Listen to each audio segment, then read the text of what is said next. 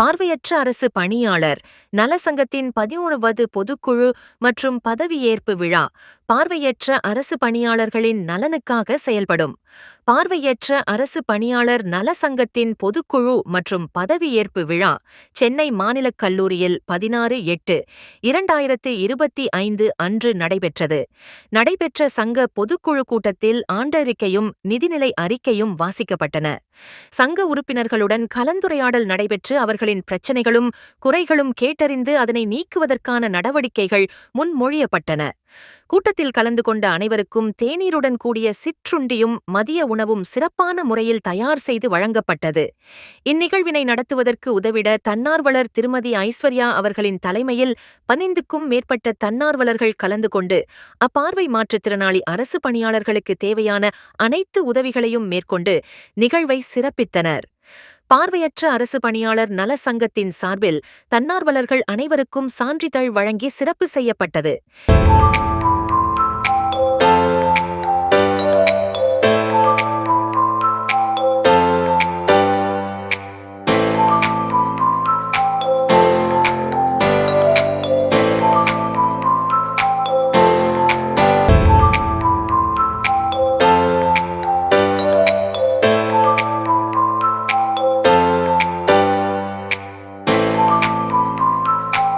இப்பொதுக்குழு கூட்டத்தில் பார்வை மாற்றுத்திறனாளி அரசு பணியாளர்கள் எதிர்கொள்ளும் பிரச்சினைகள் மற்றும் சிக்கல்களை களையும் பொருட்டும் அவர்களின் பணிச்சூழல் சார்ந்த இடர்பாடுகளை நீக்கும் பொருட்டும் மேலும் உறுப்பினர் நலன் சார்ந்த பல்வேறு வகையான கோரிக்கைகள் உறுப்பினர்களின் ஒருமித்த மனதோடு தீர்மானங்கள் நிறைவேற்றப்பட்டன. பார்வையற்ற அரசு பணியாளர் நல சங்கம் பொதுக்குழு தீர்மானங்கள் 2024-2025 நில அளவை மற்றும் நிலவரி திட்டத்துறையில் பணிபுரியும் பார்வை மாற்றுத்திறனாளி பணியாளர்களான வரைவாளர்கள் மற்றும் நில அளவையர்களுக்கு வரைபடத்துறை தேர்விலிருந்து விலக்கு அளிக்கப்பட வேண்டும். இதன் மூலம் அவர்களின் தகுதிகாண் பருவம் புரொபேஷன் நிறைவு செய்யப்பட்டு வாழ்வாதாரம் பாதுகாக்கப்பட வேண்டும்.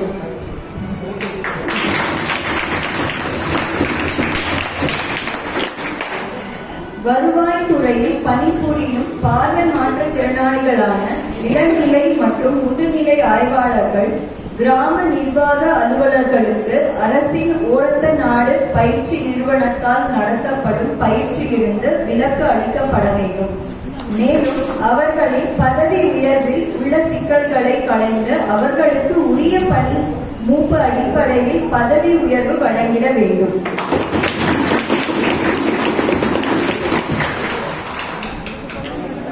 தற்பொழுது பள்ளி கல்வித்துறை உள்ளிட்ட அனைத்து துறைகளிலும் 3 ஆண்டுகளுக்கு ஒருமுறை கட்டாயமாக பணியிட மாறுதல் செய்யும் செயல்பாடு நடைமுறையில் இருக்கிறது. இவற்றிலிருந்து அனைத்து துறைகளிலும் பணிபுரியும் பார்வை மாற்றுத்திறனாளி அமைச்சு பணியாளர்களுக்கு முழுமையான விலக்கு அளிக்கப்பட்டு அரசாணை வெளியிடப்பட வேண்டும்.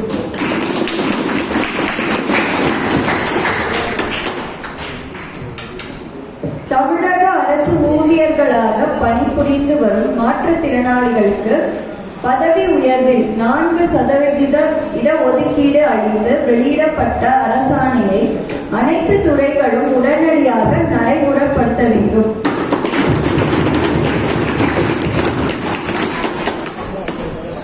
பணி ஓய்வுக்கு பிறகு பார்வை மாற்றுத்திறனாளி அரசு பணியாளர்கள் சுயசார்புடன் வாழ்வதற்கு உதவும் வகையில் சிறப்பு ஓய்வு ஊதிய திட்டத்தை பென்ஷன் செயல்படுத்த நடவடிக்கை எடுக்கப்பட வேண்டும்.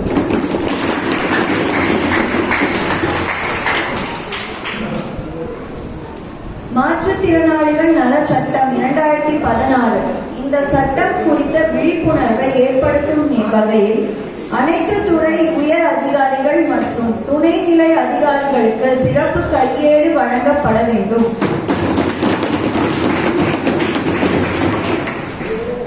அரசு துறைகளில் தற்போதைய நடைமுறையில் இருக்கும் IFH, RMS மற்றும் விரைந்து செயல்படுத்தி வரும் E-Office ஆகியவற்றில் பார்வை மாற்றுத்திறனாளி அரசு பணியாளர்கள் சிறப்பாக பணிபுரியவும் அவர்கள் தங்கள் திறமைகளை மேம்படுத்திக் கொள்ளவும் சிறப்பு தொழில்நுட்ப கணினி பயிற்சி வழங்கப்பட வேண்டும்.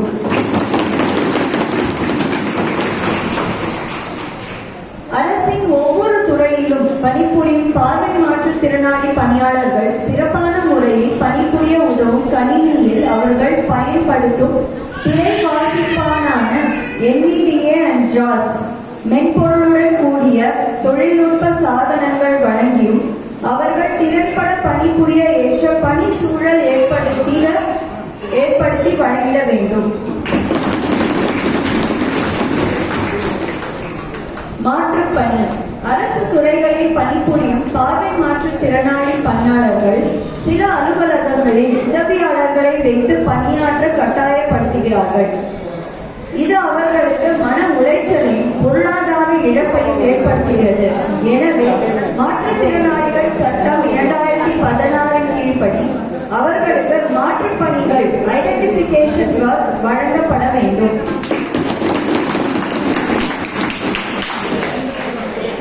அரசு துறைகளில் அனைத்து அரசு பணியாளர்களுக்கும் வழங்கப்படும் புத்தாக்க பயிற்சியினை போல் பார்வை மாற்றுத்திறனாளி அரசு பணியாளர்களுக்கும் அண்ணா மேலாண்மை பயிற்சி மையம் மூலம் புத்தாக்க பயிற்சி வழங்கப்பட வேண்டும். நன்றி. அதனைத் தொடர்ந்து நடைபெற்ற பதவியேற்பு விழாவில் தலைவராக திரு சி. இன்பராஜ், துணைத் தலைவராக திருமதி பி. வாஸ்கி, செயலாளராக திரு N. சரவணன், இணைச் செயலாளராக திரு M. லோகேஷ், பொருளாளராக திரு M. சிலம்பரசன் மற்றும் இவர்களோடு 7 செயற்குழு உறுப்பினர்கள் திருமதி ஜெய் ஷகீலா, திரு S. கதிரேசன், திருமதி கே. ஷியாமளா, திரு R. இருளப்பன், திரு கே. பிரபு, திரு கே. விமல்ராஜ், திரு M. மாரியப்பன் ஆகிய 12 நபர்களும் தேர்ந்தெடுக்கப்பட்டு பதவி பிரமாணம் செய்து பதவி ஏற்றுக் கொண்டார்கள். இதில் மாநிலம் முழுவதும் உள்ள சங்க உறுப்பினர்கள் கலந்து கொண்டார்கள். அனைவருக்கும் வணக்கம். Government employees welfare association of the visually challenge சங்கத்தினுடைய 2025-28 ஆண்டிற்கான தேர்தல் இன்று நடைபெற்று புதிய உறுப்பினர்களாக நாங்கள் 5 செயற்குழு உறுப்பினர்கள் 7 பேரும் பதவியேற்றுள்ளோம். அந்த வகையில் தலைவராக சி. இன்பராஜ் அவர்களும், துணைத் தலைவராக திருமதி வாசுகி அவர்களும், செயலாளராக சரவணனாகிய நானும், இணைச் செயலராக லோகேஷ் கருவூலத்துறை அவர்களும், பொருளாளராக திரு சிலம்பரசன் போக்குவரத்து துறை அவர்களும் முக்கிய பொறுப்பாளர்களாக பதவியேற்றுள்ளோம். செயற்குழு உறுப்பினர்கள் 7 உறுப்பினர்கள் பதவியேற்றுள்ளார்கள். அவர்கள் விமல்ராஜ், மாரியப்பன், இருளப்பன், கதிரேசன், பிரபு, ஷகிலா, ஷியாமளா ஆகிய 7 உறுப்பினர்களும் பதவியேற்றுள்ளார்கள். இந்த 3 ஆண்டுகளில் எங்களுடைய நிர்வாக அமைப்பானது சிறந்த முறையில் செயல்பட்டு உறுப்பினர்களுடைய கோரிக்கைகளும் அவர்களுடைய தேவைகளும் பூர்த்தி செய்வோம் என்று இந்த நேரத்திலே உறுதியளிக்கிறோம். மேலும் பதவியேற்ற சில நொடிகளிலேயே கல்வித்துறையை சார்ந்த உறுப்பினர்கள் அவர்களுடைய கோரிக்கையை மனுவாக எங்களுக்கு அளித்துள்ளார்கள். நிச்சயமாக நாளை முதலே இந்த நடவடிக்கையானது மேற்கொள்ளப்படும் என்றும் தெரிவித்துக் கொள்கின்றோம். மேலும் எங்களுடைய பல கோரிக்கைகளை அரசுக்கும் அரசு அதிகாரிகளுக்கும் கொண்டு சென்று நேரிலேயே அவர்களை வலியுறுத்துவோம் என்றும் தெரிவித்துக் கொள்கின்றேன். நன்றி. புதுசாக பதவியேற்றிருக்க அனைவருக்கும் அதிர்வலை டீம் சார்பாக வாழ்த்துக்களை தெரிவித்துக் கொள்கிறோம். இப்போ நீங்கள் பதவியேற்றிருக்கீங்க, என்ன மாதிரியான கோரிக்கைகளை அரசிடம் முன்வைக்க போறீங்க? அருமையான கேள்வி. நான் government employee welfare association for the blinds சங்கத்தினுடைய தலைவர் கி. இன்பராஜ், கால்நடை பராமரிப்புத்துறை. நாங்கள் ஒவ்வொரு பொதுக்குழுவின் போதும் பல கோரிக்கைகளை அரசிடம் தொடர்ந்து கொண்டு போயிட்டுருக்கிறோம். அதன் அடிப்படையில் குறிப்பாக இந்த பொதுக்குழுவின் மூலமாக 10 கோரிக்கைகள் நிறைவேற்றப்பட்டிருக்கின்றது.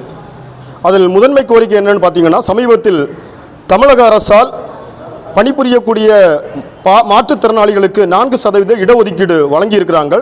அதற்கு முதலாவதாக தமிழக அரசிற்கு எமது சங்கம் சார்பாக நன்றியை தெரிவித்துக் கொள்கின்றேன். அந்த அரசாணையை உடனடியாக அனைத்து துறைகளும் அமல்படுத்த வேண்டும். அப்படி அமல்படுத்தக்கூடிய சூழலிலே எங்களுடைய பார்வை மாற்றுத்திறனாளிகளுடைய வாழ்வு பிரகாசிக்கும். இது எங்களுடைய முதல் கோரிக்கையாக இருக்கின்றது. அனைத்து துறைகளும் இந்த அரசால் வெளியிடப்பட்ட இந்த அரசாணையை நிறைவேற்ற வேண்டும். அதனால் 2வது கோரிக்கையாக பல துறைகளில் பார்வை மாற்றுத்திறனாளிகள் பணிபுரிந்து வருகின்றார்கள். அவர்களுடைய சூழலை மெருகேற்ற வேண்டும். அதன் அடிப்படையிலே அண்ணா இன்ஸ்டிடியூட் ஆஃப் ட்ரைனிங் அதன் மூலமாக அனைத்து எம்ப்ளாயிஸுக்கும் ட்ரைனிங் கொடுக்குறாங்க. அந்த ட்ரைனிங் பார்வை மாற்றுத்திறனாளிகளுக்கும் நிச்சயமாக வழங்கப்பட வேண்டும்.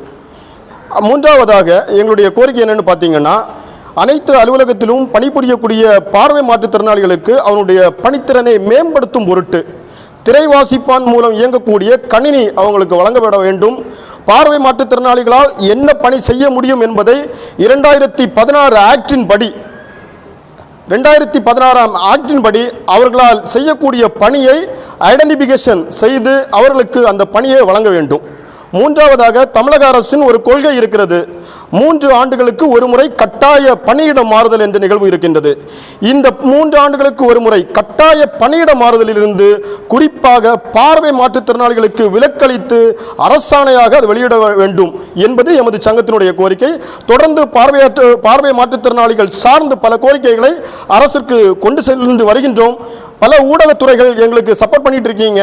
இந்த ஊடகத்துறை மூலமாக இந்த கோரிக்கைகள் அரசின் செவியை எட்ட வேண்டும். பொதுமக்களுக்கு பார்வை மாற்றுத்திறனாளிகளை குறித்த ஒரு விழிப்புணர்வு எழ வேண்டும். அது மட்டுமல்லாமல் நம்முடைய சங்கமும் இந்த கோரிக்கைகளை ஒவ்வொரு துறை சார்ந்து முதலமைச்சர் சார்ந்து இந்த கோரிக்கைகள் கொண்டு செல்லப்படும் என்பதை இந்த தருணத்திலே சொல்லிக் கொள்கின்றேன். நன்றி ஐயா. இந்த வீடியோ உங்களுக்கு பிடிச்சிருந்தா லைக் பண்ணுங்க, கமெண்ட் பண்ணுங்க, ஷேர் பண்ணுங்க, சப்ஸ்கிரைப் பண்ணுங்க.